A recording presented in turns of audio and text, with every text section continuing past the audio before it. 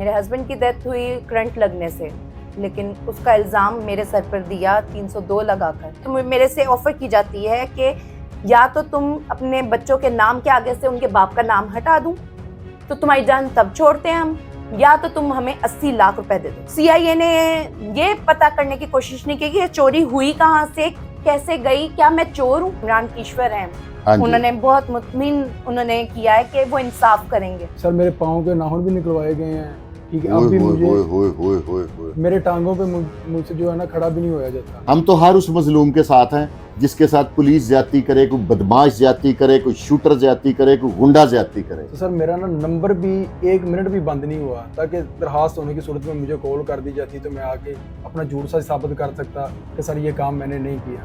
ये आप मेरा CDR भी निकलवा ले, मेरी फोन लोकेशन निकलवा ले। इमरान ईश्वर साहब, मैं आपको ना, आप नहीं मुझे शायद जानते, मैं आपको जाती तौर पे जानता हूँ। आप जो जस्टिस करते हैं ना, उसका भी मुझे इल्म है।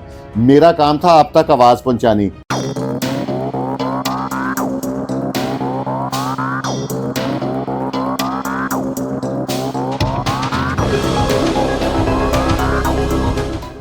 अस्सलाम वालेकुम नाजरीन, मैं हूं आपका भाई फुरकान शाह और आप देख रहे हैं मेरा YouTube channel Furqan Shah official. नाजरीन, पुलिस में जो काली भेड़े हैं उनकी निशानदेही करना मेरी जिम्मेदारी है और मैं इस काम से बाज नहीं आऊँगा। आज मेरे साथ एक मोहतरमा तशरीफ़ लाई हैं, इनका नाम सहर है। इनकी ज़ुबानी आपको बताते हैं कि इनके साथ पुलिस गर्दी कैसे हुई। अस्सलाम वालेकुम जी। वालेकुम सलाम। आप हुक्म फरमाएं, जो आपके साथ स्टोरी है वो बताएं ज़रा मेरे व्यूवर्स को, और ताकि आपकी आवाज़ अफसराने बाला तक भी पहुंचेगी और मैं भी उनसे रिक्वेस्ट करूंगा कि अगर ये ज्यादती है तो आपके हाथ में तराजू है, इंसाफ आपने करना है। जी हुक्म फरमाएं। जी, मेरे हस्बैंड की डेथ हुई है 2020 में, और क्योंकि ये एक चॉइस मैरिज थी और इसमें शुरू से लेके अभी तक एक लड़ाई ही रही है। मेरे हस्बैंड की डेथ हुई करंट लगने से, लेकिन उसका इल्ज़ाम मेरे सर पर दिया 302 लगा। आपके हस्बैंड की करंट से डेथ हुई और FIR आपके अगेंस्ट करा दी। वो कितनी देर FIR चली? सिर्फ 2 दिन।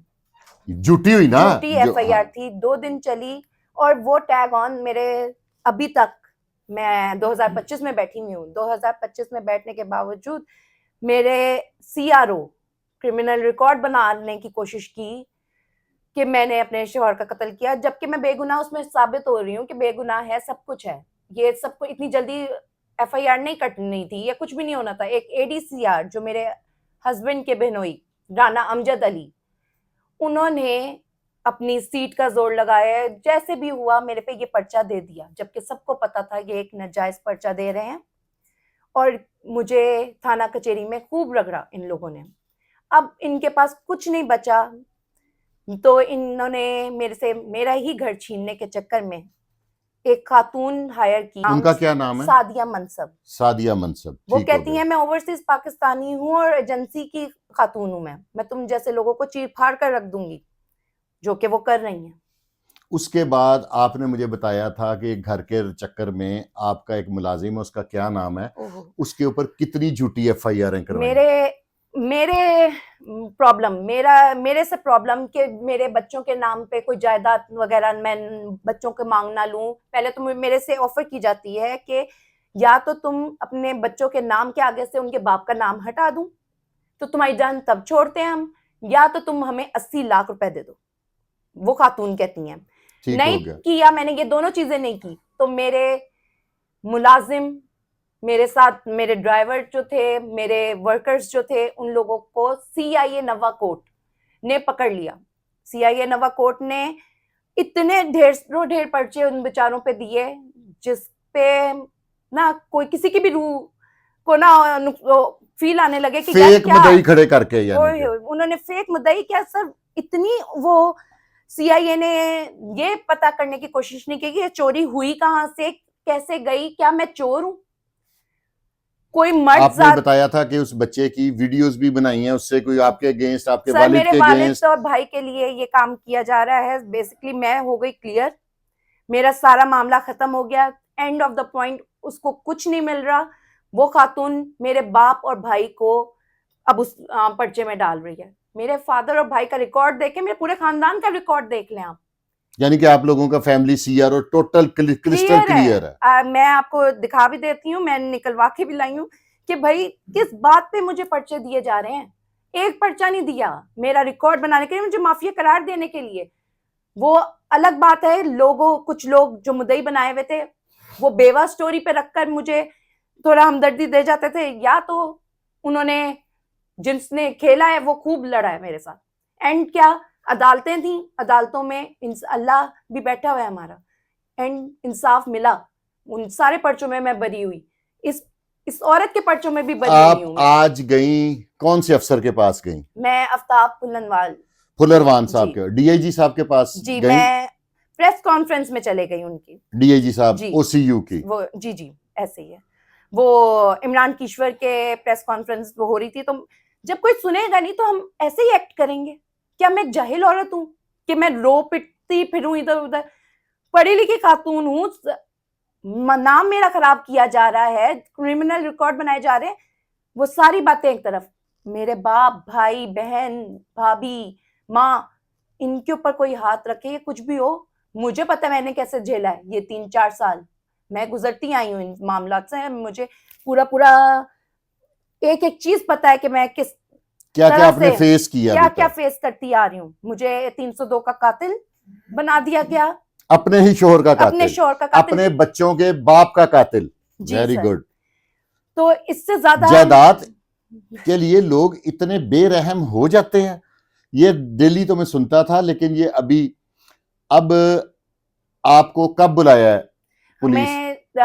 ये डीआईजी इमरान कीश्वर हैं, हाँ जी, उन्होंने बहुत मुतमिन उन्होंने किया है कि वो इंसाफ करेंगे। वो अच्छे आदमी हैं, जस्टिस वाले हैं, वो इंसाफ करेंगे। इवन हमारे ये जो एसपी साहब थे आफ्ताब फुलरवान, हाँ उन्होंने भी बड़ा अच्छे वे में सुना है, समझने की कोशिश की है, जो हमारे शायद नीचे वाले लोग नहीं समझ रहे थे।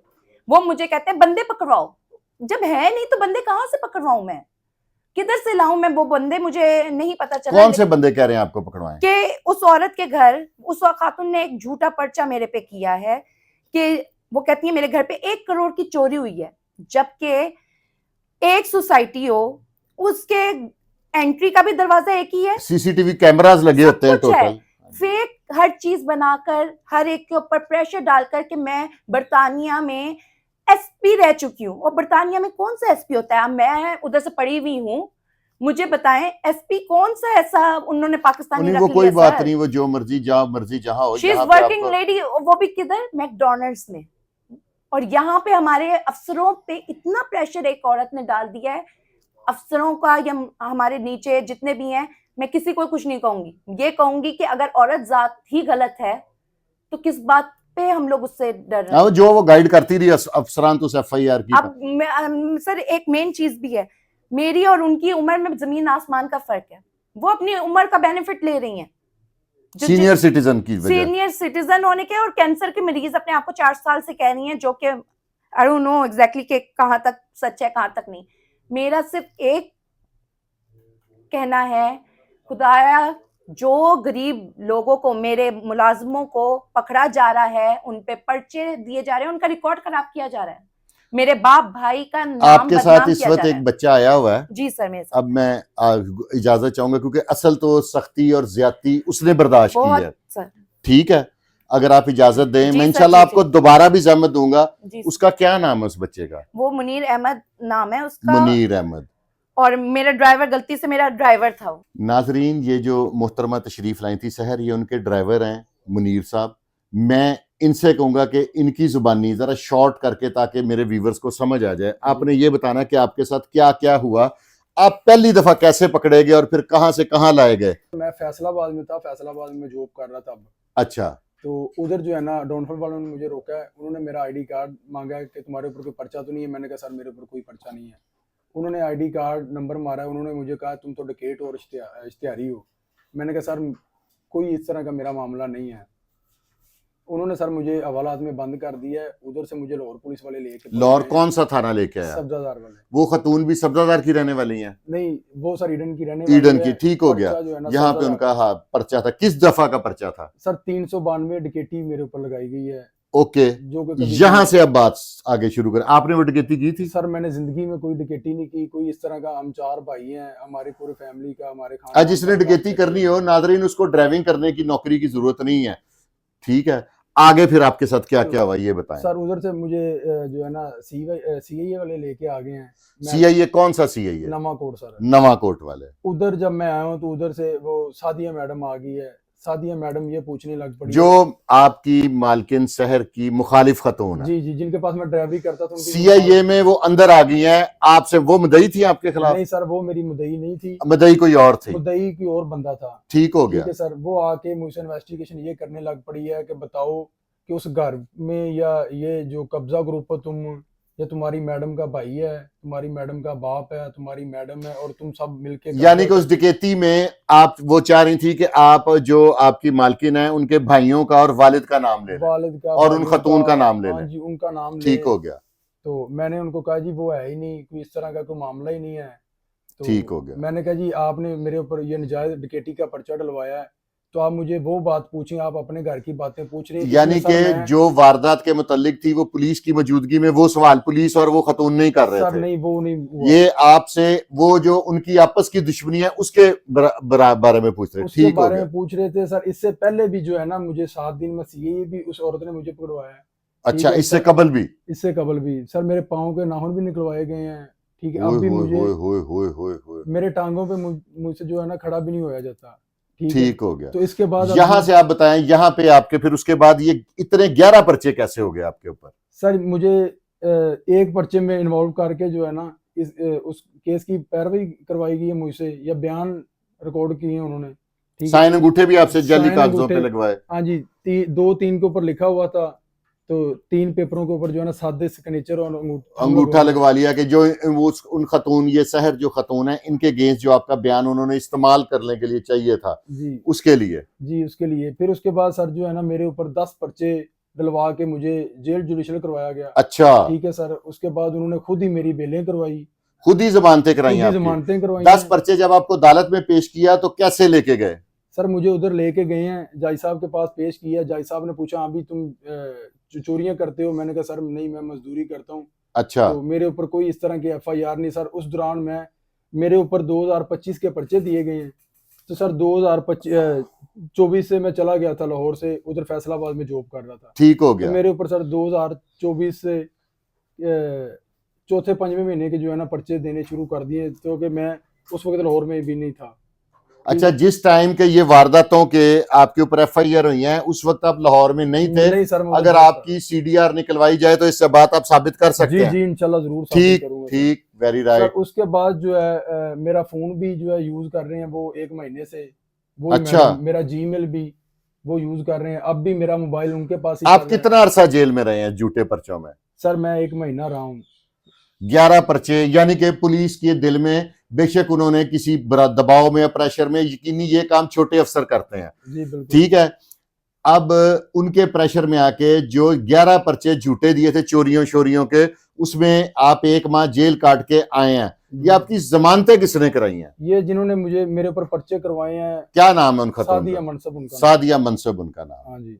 तो सर इसके बाद मुझे ये कहा जा रहा है अगर तुम बयान ना दोगे तो तुम्हारा बाप और तुम्हारे तीनों भाई यानी सबका कि ग्रुप बना आप के- जो मोहतरमा बैठी थी शहर, उनके फैमिली के बारे में अगेंस्ट उनकी मर्जी का बयान नहीं देते तो यो उन्होंने आपसे झूठे साइन अंगूठे कराए हैं, उस पे आप कायम नहीं रहते जी तो आपको मजीद झूठे पर्चों में फंसा दिया जी, जाएगा हमें ग्रुप बनाया जाएगा, मेरे भाइयों को, मेरे और बाप गैंग को, बना के पेश गैंग किया बना जाएगा। के तो मैं पर्चे करवा दूं। डीआईजी ओसीयू साहब, इमरान किश्वर साहब, मैं आपको ना, आप नहीं मुझे शायद जानते, मैं आपको जाती तौर पे जानता हूं। आप जो जस्टिस करते हैं ना उसका भी मुझे इल्म है।